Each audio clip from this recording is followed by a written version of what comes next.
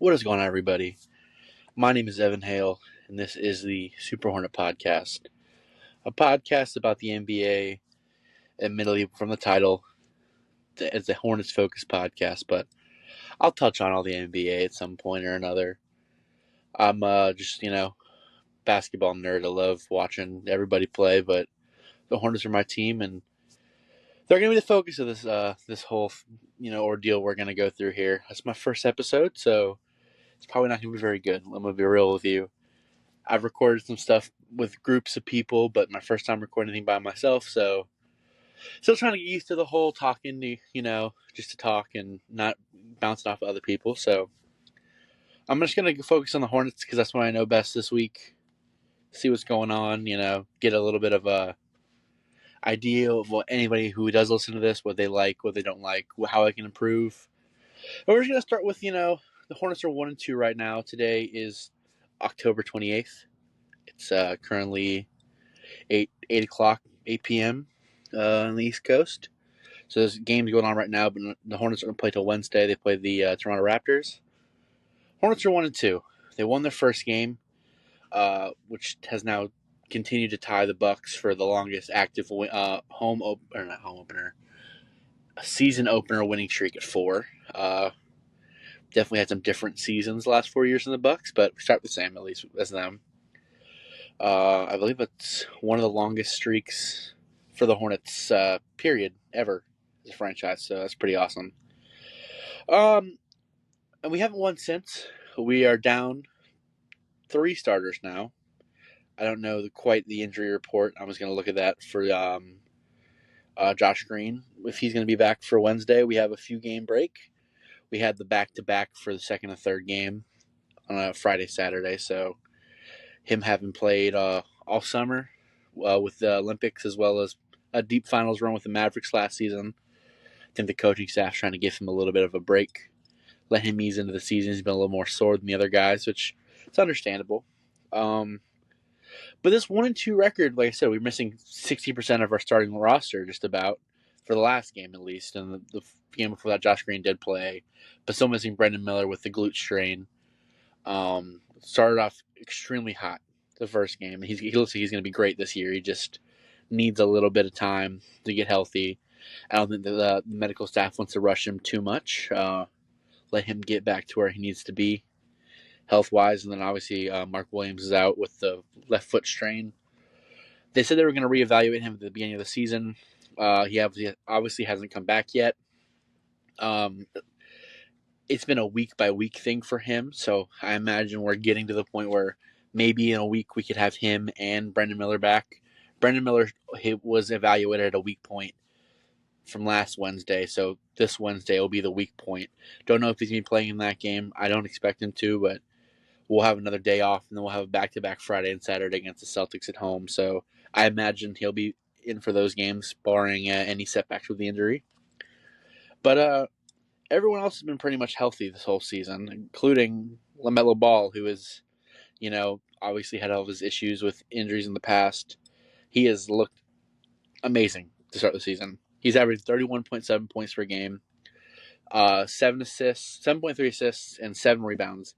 I think I saw something. He was only the 7th player ever to start the first 3 seasons of a season. Start the first 3 games of a season, averaging at least 37 and 7. It was like Luka, Charles Barkley, LeBron James. I can't remember the other names. I don't have a lot of stuff pulled up here. I'm going to get better about that as I go forward with this.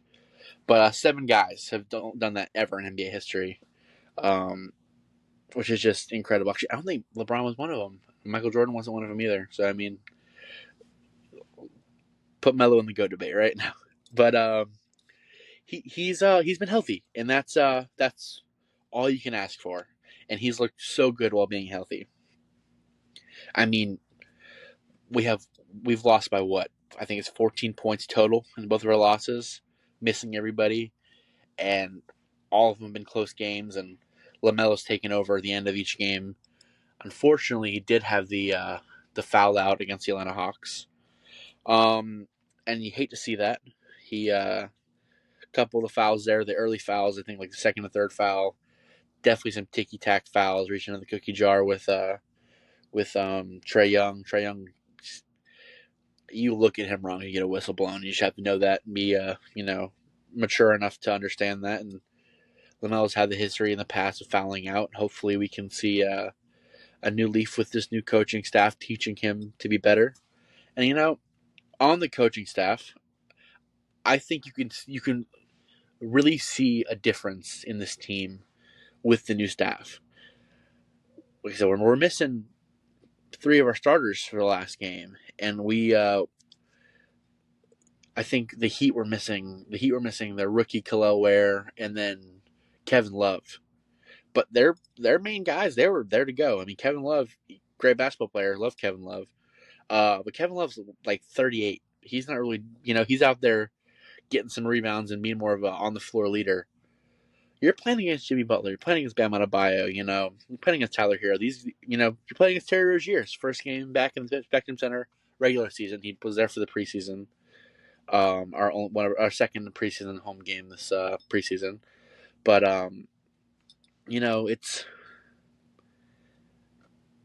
it's a good team. I don't know if they're gonna fall in the Eastern Conference just because I feel like they're a team that always has injury issues like we have, but at full strength, Bam Adebayo is top 4 defender in the league. Jimmy Butler is fringe superstar. He missed like 100 free throws. It felt this game we should have lost by more. Admittedly, he missed so many free throws. I was at the game and it was awesome watching those clank off the rim. But it's a good solid group of guys. We played good defense on them. Gave up 114 points, and they just kind of caught fire there at the end. I felt like we were going on a run, but every time we had something going, we would either commit a foul or they'd go down there and hit like 2 threes, and it just felt like you couldn't get that last little bit of momentum. But the Spectrum Center was rocking. It was rocking. So much fun. I don't live in Charlotte, but I go to a lot of games. I try to make my 3-hour trip up there when I can. And, it's always a home game for the opposing teams, especially a team like Miami who, they have had success in the last decade. They've been to what? 6 finals in the last 11 years? No, 6 finals in the last 13 years, 14 years, 2010, 2011 to, when they lost to the Nuggets in 2022, 2023, 2023. Wow, that was last year. I should know better. But or 2 years ago, I should know better. A successful team, and they, in the Southeast. So you have teams like that. They come to the Spectrum Center, and a "Let's Go Heat" chant's going to start. When you're down by 8 in the fourth quarter, and they did try to start those chants, but the fans were really there. And I know it was the first game of the year, and I understand that the energy's at an all-time high with it being the first game of the season, but they tried to get a couple of those chants started, and they were booed out. I mean, it was usually during a free throw at the end of the game. You hear the "Let's Go Heat" chant start at the end of the arena, and then the boos just rained, and it was awesome. I mean, I've been to games, "Let's Go Knicks," "Let's Go Celtics" chants. They echo, and it's kind of heartbreaking. Those of you who have never seen me before, picture me before, I'd go to the game in a cowboy hat that's sticker bombed with Hornet stickers, visor, purple shades, looking like a superhero with like a visor straight across with the purple shades, and then a cape of a Hornets flag. So I'm kind of all out when I go to those games. Plus the big Hornet chain. So I look ridiculous. I'm 24 years old, and I should be more of an adult. But this is the one thing I do to make me, excited. As I love basketball, and I've gained some notoriety from that, and I appreciate that. Built me a cool little group of people that I've got to meet, and I've been to the games where I'm embarrassed, hanging my head a little bit with a "Let's Go Heat" chant or "Let's Go Knicks" chant, "Let's Go Celtics," and the energy was just different, and the energy not just in the arena but on the court. we look good on defense. There's energy. Everyone's playing hard. The Hornets, unfortunately, are one of those teams that don't get as much respect around the league, and that I feel like falls a little bit to the officiating staff. You're not a Lakers, you're not a Knicks, you're not a Celtics, you're not a Bucks, where they have this kind of successfulness to them, and they get a more friendly whistle, kind of like a superstar whistle as a team, where they maybe don't get the ticky tack stuff called on them as often. That's been an issue with the Hornets the last couple of years, playing defense without fouling. And I think that them being a bad team just makes it worse, unfortunately. I'm not saying it's all the refs' fault, but I feel like that was a poorly officiated game. Last two games have. I think it's just the NBA as a whole. Every time you start a season, they call so many fouls on everybody. Hopefully, we get another situation like last season. Last season at the All-Star break, the NBA said they didn't say anything, but fouls went down significantly, and basketball is more fun to watch. So let's hope for that. But even with the fouls, the team defense they looked great. You know, they are 22nd in the league right now for defensive rating, which you would want to be better. But we were near dead last year, and I'll tell you the exact one. We were ranked 29th out of 30 last year, and 28th in offensive rating. Now we're 10th in offensive rating. Offense looks great while missing Brandon Miller and Mark Williams, who is more of a defensive player. But having Mark Williams means you're going to have 2 7-footers on the floor, throughout the game, either Mark Williams or Nick Richards, who are going to be able to get there for your easy lobs, your easy dump downs. You're not having Moussa Diabate, who has looked wonderful. I'm very happy to have Moussa Diabate on this roster, but you're not having him, as an inexperienced player, getting ripped or being a little weaker down low, or an undersized Grant Williams playing the small ball five, who has played great, but just you have that extra size down low to catch a lob. LaMelo's going to throw you a lob if you're there, or just get the dump down pass off of pick and roll. Just a little bit of size helps so much. You add Brandon Miller, who I think had the fourth most made 3-pointers in NBA history as a rookie last season. Knockdown shooter, who's also just going to score at any point in the floor. And I'm only time will tell if he's going to play up. Some players have a little bit of a sophomore slump. You see guys like Scotty Barnes, who second year didn't look as good, and then third year came back and was an all-star and looked great. Or you have guys who are in their second year who come in and just they act like they had the craziest offseason of all time and are now out there scoring like crazy. Which, to a degree, Brandon Miller came out in preseason, came out the first game of the year. When he was playing, looked incredible. 4-point plays, poster dunks. He looked electric. And with LaMelo playing with him, it's only going to take the pressure off of him. He's going to be a second option on the offense, for defenses at least. And, it's going to give him more open shot opportunities. And we've been getting open shots. We just haven't been hitting them, which is a little bit unfortunate in all of our games. But, yeah. So, the another guy who's been killing it for the Hornets is Trey Mann. He didn't have as many points last game. Let me pull up the game log real fast for Trey Mann. Get the exactly what he's doing right now. He's averaging 18.3 points per game, 4.7 rebounds. He had like a 6 and a 7 rebound game, I believe. This last couple of games, and just has been absolutely on fire scoring. Feels like he gets in the paint and he just 2 quick moves. He's either stepping back, leaving guys looking silly, turning their hips fully and getting a relatively open 3. Or if guys are, coming, biting on the step back, he's keeping his dribble and he's getting into the paint and hitting some leaning jump shot or leaning floater. And they're just all going in. He's shooting incredibly. He just has looked so much fun. I'm trying to pull up the stats here. You would think that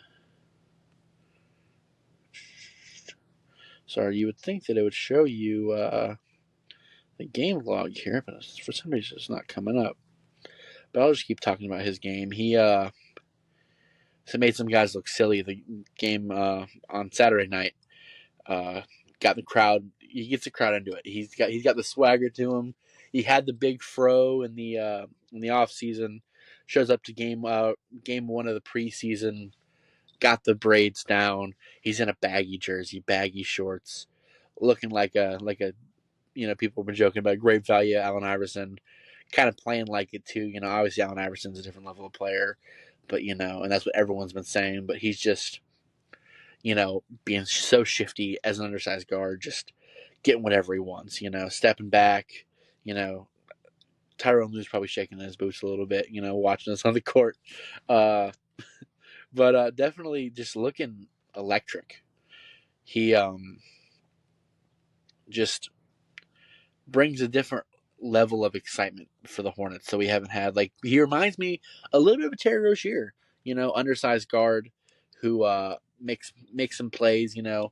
Also great effort on defense. Great effort on defense. He tips a lot of passes. He's in the passing lanes, but he also can just sit in a chair and he's not going to shut you down necessarily. He's not going to stop a Jimmy Butler. He's not going to stop, even a Tyler Hero. But he will get in the chair and make your life a little bit harder, make you second guess taking a shot, make you second guess going a certain direction. He, just has looked great. And he's exactly what the Hornets have needed. As a 6-man option who can just score off the bench. I think an issue with the last few years with LaMelo. I mean, LaMelo's always been hurt. Can't say that enough, unfortunately. But we had Terry Rozier as our shooting guard. Terry Rozier, another undersized guard who plays great. He plays great defense for what he can. But is undersized, and LaMelo has put a better effort in on defense this year, but you always want him to be a guy who focuses on the offensive end. He'll play good defense, but you want him to be a guy who stays on the offensive end and is more focused there. But he now we have Trey Mann coming off the bench as that spark plug, which I would have preferred.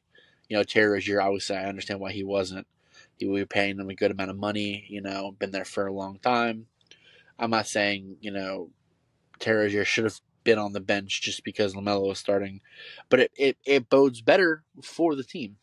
And I think having him come off the bench while you're going to have, it looks like Brandon Miller starting our 2 guard, Josh Green's our 3 guard, but they're both kind of those wing guard forward hybrids. And having more of a defensive focus around LaMelo Ball. So even though LaMelo has been playing better defense, you don't have to rely on him wholeheartedly to defend the best, guard on the floor. Even though I think if he is switched on to the best guard on the floor, he can, our best, even, he had a couple possessions against Jimmy Butler where he looked pretty decent. Trae Young had a lot of fouls, but he had some balls that, tip passes, playing good defense. He looked good, and I think that's you really need that. But I got the game log up for Trey Mann here. He had a 6 rebound game and a 5 rebound game, like I was saying. Just as a guy who is 6'1", he's listed at 6'3". I don't think he's that tall. He's listed. You see these guys are listed at 6'3", but they're really like 6'1", 6 foot. Like guys who are listed at 6 foot are really like 5'10". But still, he's an undersized guard, getting averaging 4.7 rebounds per game. Just that's huge. It's all hustle, and that's what the team is different. It's all hustle. They're running after the ball.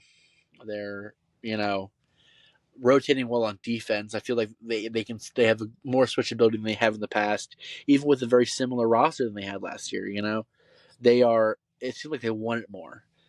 We have been down double digits in every game, and I think down at least 15 every game, just about. I don't know if we were down 15 with the Heat. I wasn't watching the broadcast because at the game. I can't think of it. It was 14 or 15 that game. Either way, we're down a lot every game, and we have clawed back every game and had it where you're in striking distance, with a couple minutes left, and lost all games by single digits. We lost and we won our other game by single digits as well. But there's just effort, and it feels like it's a big part on Charles Lee, who I'm so happy we brought in this offseason. A lot of people wanted him or JJ Redick. JJ Redick is also doing great things over in LA. So I think the Hornets would have been good with either, but I think Charles Lee is just such a good guy for this team. He just has such a buy-in. You should, if you don't, it's hard to notice sometimes when you're watching the games, you're watching the ball, and you're watching whoever's got the ball and whoever's playing defense on the guy with the ball. Maybe you're looking at your favorite player who might not have the ball at the time. If you're watching the Hornets, just watch, and they're on the side of the court with the Hornets bench. Just watch Charles Lee. It's incredible. He's getting down low. He's calling out plays like he's on the court playing on for the team. He's the energy is insane. I mean, I feel like you could probably hear him from the back row in the arena, like just how loud he is, yelling for everything. He's just, the energy is incredible, and the guys seem to just already love him so much. The excitement after his first win was awesome. Just everyone seems so bought in more than they have in the past. And, Steve Clifford, I almost said, may God rest his soul. He's still alive, but it felt like he didn't love coaching anymore going into this last season with the team. And that's okay. He came in as a favor because we had the Kenny Atkinson hire fall through. But, there wasn't much of a buy-in with Steve Clifford. He was probably preaching very similar things to Charles Lee. I think Charles Lee, being a younger guy, just really relates to the guys a lot more, and you can see that they resonate with that very well. But yeah, no, and the energy is awesome. And then you have guys, coming in and they're there to win, and they're there, playing hard, and I'm just so here for it, and it's so exciting. Another guy who's been playing great. Looking here at the stats, Miles Bridges. He's really had to step up with Brandon Miller being out, and he has, and it's he was that number 2 option, number 1 option even last season with everybody hurt. And he said coming into this off season, coming into the what is it called, the media day, he said, I'm the 3rd option here, and he's accepted that role. Even as the $25 million man, it's LaMelo and Brandon Miller's show, and him accepting that's a huge deal. But with them being out, with Brandon Miller being out, he had to step up, and I mean, he only had 10 points in the first game in the win, but then he comes out and against the Hawks in a 5-point loss, he scores 27 points, and just was really in there, scoring the points that needed to be scored when they needed to be scored. He was hitting some important baskets late in the game, and the Hawks survive on account of the LaMelo foul out and just getting those late game foul calls and hitting some clutch shots. Same thing with Miami, but the Miami game, Miami did the same thing, but just he was out there hitting the shots that need to be hit. He looked good. I mean, the game Atlanta, he needed to score more. He only had 5 rebounds. The other two games he had 9 boards each, which just shows that he is out there to do what is needed most for whatever is needed. So against the Hawks, we needed him to score points. Okay, I'm gonna go out there. I'm gonna score 27 points. I'm not gonna get any assists. I'm only gonna grab 5 boards. Okay, against the Heat, you need more of an all-around game. He got switched on Jimmy Butler a lot. He got a block, 2 assists, 9 rebounds, and 16 points. And just is doing what needs to be done. And the team just looks good. It looks better than they have in a long time. I mean, since the Borrego times where we're going to the play-in games, just they look like they look fun. They're going out there, they're scoring at a high rate. They're hitting cool shots. I mean, LaMelo had nine threes against the Hawks, which is a career high, and one off the Hornets record. Scored over 100 and 105 points every game. And that couldn't be said last year. and they're not. It's not all positive. We do have guys who are out with injury. We do have guys like Vasilije Micic, who I don't know what happened to him. I understand that he's what, 31 years old, 30 years old, and he played for the Olympic team in Serbia last year, and you know I understand that, and I understand that it might have taken a little more of a toll on him. But man, he just has not looked good. He's averaged 2.3 points, 3.7 rebounds, and 1 assist a game. That's just not something we can deal with. If we had Micic from last year just transplanted onto this team, I think the sky's the limit. He was hitting clutch shots and making awesome passes. I mean, those of you who this is the Hornets' focus for this first episode, so hopefully I obviously want a lot of people to I want people to watch this who like basketball, but I'm assuming mostly going to circle around in my Hornets Twitter people. But he, after the trade deadline last year, they won like 4 out of 5 games, and he was a big part of that. He was hitting behind the back passes at the corner for open threes, and dribbling through defenders and hitting pull up mid range jump shots or tough layups, switching hands. He had an energy, and I almost bought a Micic jersey after the deadline last year because he just was so much fun to watch, and he has not been very fun to watch this time. He's shooting. Let's see the one. He's shooting 16% from the field, 16.7% from the field. That's crazy. That's just insane, and I wouldn't have believed you told me that he was doing that this year. And it's just it's a little bit of a bummer. I wish he was playing up to snuff. Hopefully, he can come around and be coached up a little bit. But he might be one of those guys if we're taking on some bad contracts at the deadline. If we're hanging around, playing like bottom of the play-in, and we're gonna get some more draft picks. He might be a guy who gets shipped out to a contender, while taking on a bad contract and some picks. But speaking of draft picks, Tijan Salon has appeared in his first game. It was in the Spectrum Center, and just did a lot of cardio. I think he got 1 rebound, and that was 1 rebound. He got a steal, and that's pretty much it. He just wasn't ever. He got the ball a couple of times, but he hesitated a little bit. He had a couple jab steps in a corner, and a lot of times he'd get the ball, maybe dribble it once and pass it around. He was on fire in the preseason. Like, just shot like 50% from three, which is never going to be sustainable. But I expected him to let one of those threes fly when he got in.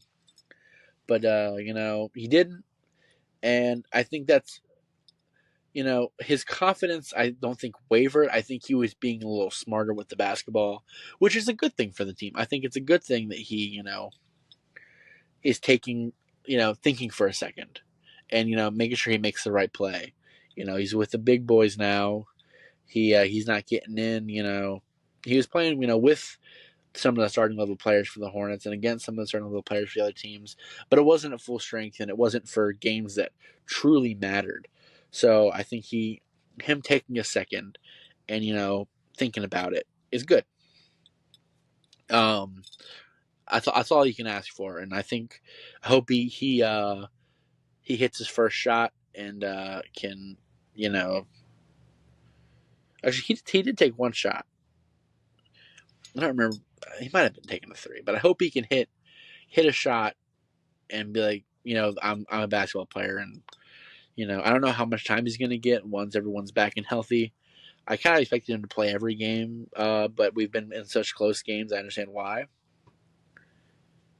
But yeah, no, he looked like a rookie out there, and he's ahead of schedule in the developmental thing.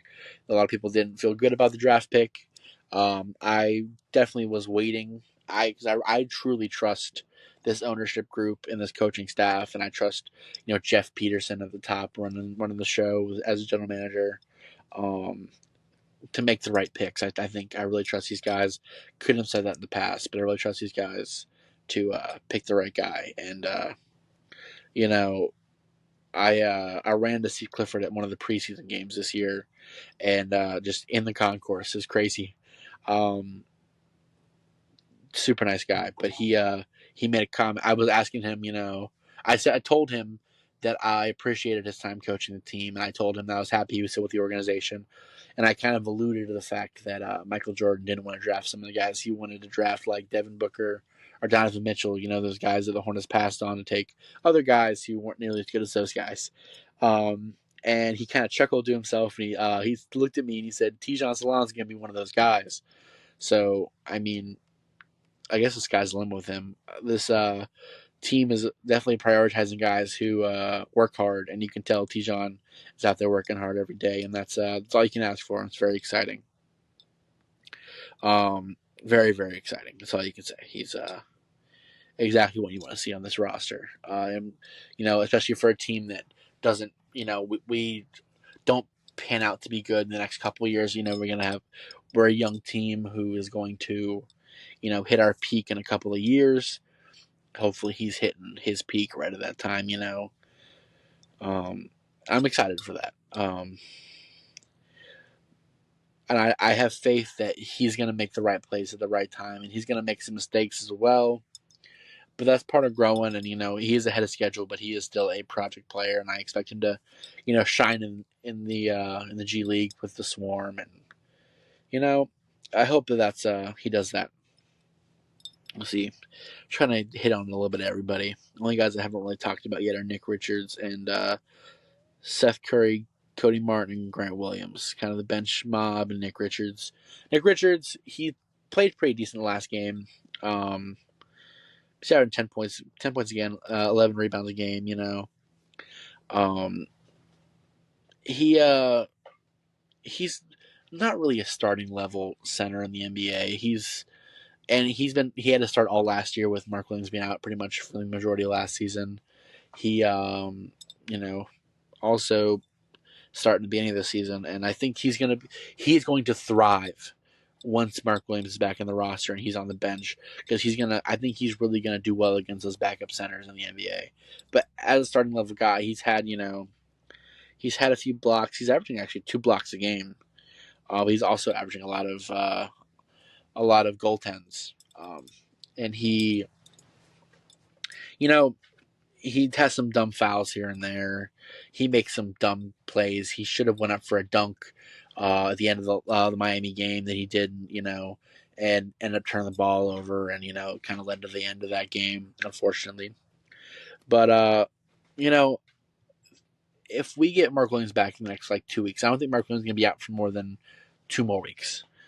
Nick Richards is going to thrive on the bench, and he's been a guy people want to trade for a reason.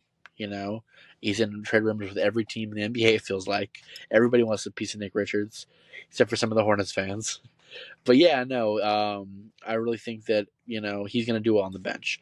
Seth Curry came out, as hot as the sun against the Heat, just torching. He had like 16 points, I want to say, maybe even more than that. Let me pull up the stats here. If you hear a noise in the background, no, you don't. I apologize. There's my cat is being loud. Let's see.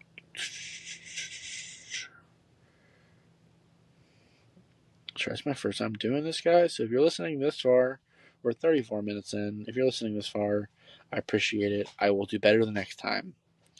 He had 15 points, 50% from 3. Just was lighting it up. Like he looked so good to start the game. And just he looked good.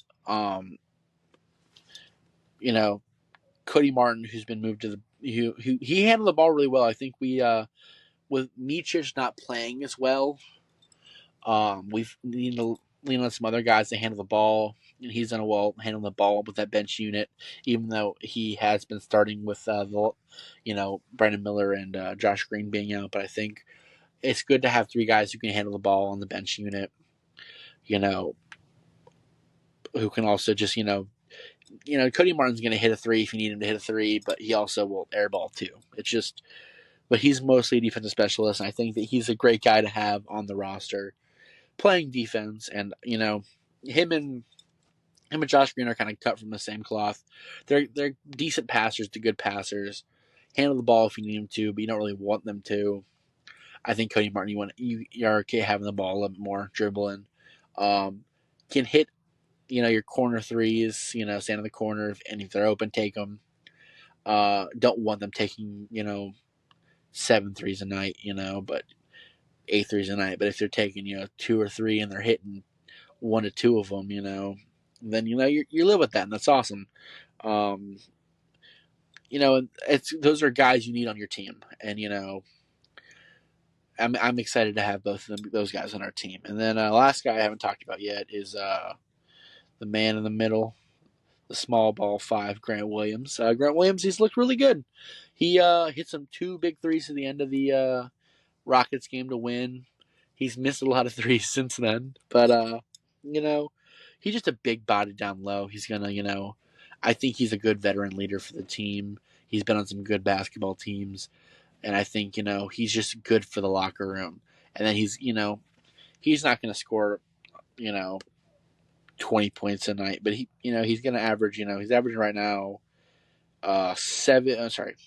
8, 3, and 2.7 assists with a steal and a half a block. He's just gonna score when he needs to, kind of just sit in a chair and play some defense as a small ball 5, get some rebounds, just kind of be an on the floor coach. You saw, Charles Lee really talking to him on the sideline, when he was on the bench, where they were kind of like talking through some stuff, and you could see I think Charles Lee really trusts him to make those kind of decisions on the court.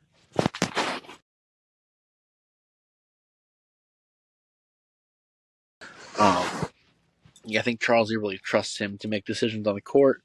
And it's good. It's good to have a guy like that on your roster, especially coming off the bench. He's good for the team. He's good for the team. Great for the team. I'm happy to have Grant Williams on our roster. And yeah, that's kind of hitting on everybody. I will do a quick preview against the Raptors because we play them on Wednesday. So the Raptors, they are also 1-2.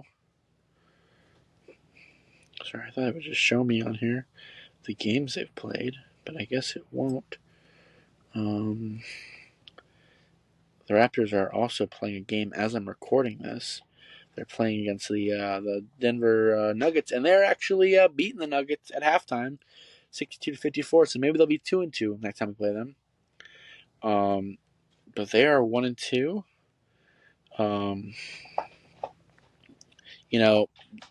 The Hornets are favored in this game. ESPN Analytics have us at 61.3% favorites to win. The last 5 games, they beat the Sixers without Joel Embiid or Paul George. And then they lost by 11 to the Timberwolves, and they got their doors blown off in the season opener against Cleveland. They let's see. Looks like they have Emmanuel Quickley, Jacoby Walter, the rookie, and Kelly Olynyk, who are out, projected to come back on Wednesday. Bruce Brown is also out through our game, so he will be out through November 1st. So, depending on how the injuries go with that, Emmanuel Quickley is a good scorer for them. So who knows, but Scotty Barnes, I mean, he's electric. He took another leap last year after having a down third year, like I was talking about earlier. He's averaging, 18.7 points per game, 6.3 rebounds, 5 assists, shooting about 50% from the field. He didn't have a good opening game against the Cleveland Cavaliers. Only scored 9, so had 27 and then 20 the next 2 games. I hope that we have our defenders back against him. Have Josh Green back. Hopefully have Brandon Miller back. He should be reevaluated. Potentially could play this game. Not too sure. But they're the Raptors are an interesting team. They're a team who are in a very similar spot to the Hornets. I would say the most similar than any other team in the NBA. Have some good young pieces. Made some recent trades at the deadline to offload some contracts they didn't want. Who were some good guys? Pascal Siakam. We lost, Gordon Hayward, Terry Rozier, PJ Washington.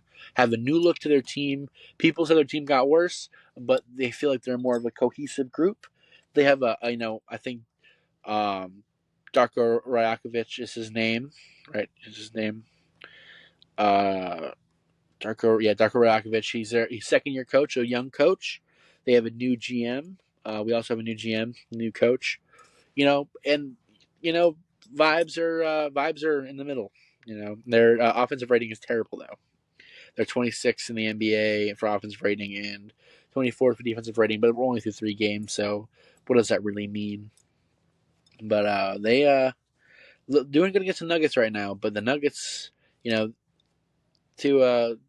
maybe foreshadow some future things to talk about for the NBA. Nuggets don't look very good this year. They are missing KCP a lot more than I think people thought they would. And you have Jokic going on the podium saying that nobody on the team can shoot other than Jamal Murray and Michael Porter Jr. And they can't really shoot either. So it's vibes are down in Denver right now. And yeah, no. Let's look at the box score to this Raptors game, and then we'll see who's doing well, and maybe that can be a good little segue to the end, and then we can call it a video. So Jokic has 16 points, 6 rebounds, and an assist. Scotty Barnes has 12 points. Davion Mitchell has 10 points. He was a good get from them. Oh yeah, because they're missing a bunch of starters. Yeah, they're missing a bunch of players. All the guys I listed for the Raptors are out tonight, so they're missing like 3 starter quality guys, and the Jokic can't get it done, man. The team is shooting 5 for 8 from 3, so that's not too bad. Well, the Raptors shooting 4 for 15 from 3, and they're still up by 8 at half. I mean, law of averages, the Raptors start shooting better and the Nuggets start shooting worse, and they're gonna pull ahead. But the Nuggets are a good basketball team, so what do I really know? This has been hectic, and I'm going to do better about organizing how I film these podcasts for the future, because I don't want to sound like an idiot who rambles and rambles and rambles.